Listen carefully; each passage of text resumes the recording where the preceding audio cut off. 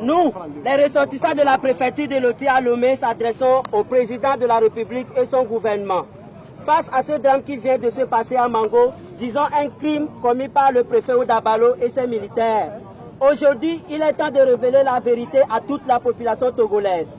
En effet, la faune, le mot le plus connu de tous dans la préfecture de Loti, même le dernier des illettrés du coin le plus enclavé de Loti sait de quoi il s'agit quand il entend la faune. Pour tous les habitants de Mango et de ces localités environnantes, la faune est synonyme de frayeur, d'agonie, d'utopie, de nuisance et d'enlèvement désordonné, en se limitant seulement à notre façon de définir la faune. La faune encore avec toute son armée de terreur, la faune encore avec un autre tyran Giwayoma comme préfet, la faune encore pour terroriser, affamer et tuer les pauvres populations de Loti. De nombreux innocents ont subi toutes les formes d'humiliation en se faisant trimballer tout nus en ville parce qu'ils allaient chercher de quoi faire manger leur famille en brousse.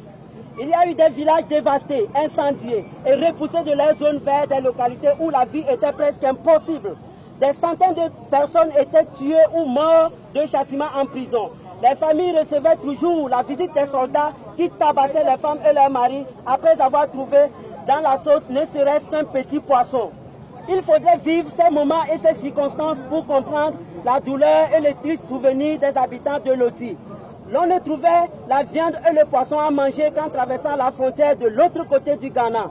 Pour les conducteurs de véhicules et voitures, il fallait contrôler les pneus à chaque 100 mètres pour éviter la prison pour avoir écrasé un petit lézard.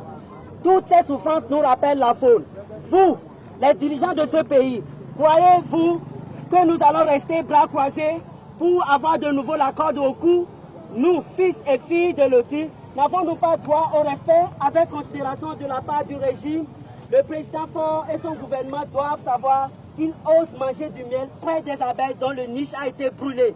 Même si la faune revenait sous une autre forme, avec beaucoup plus de souplesse qu'avant, le gouvernement restera-t-il passif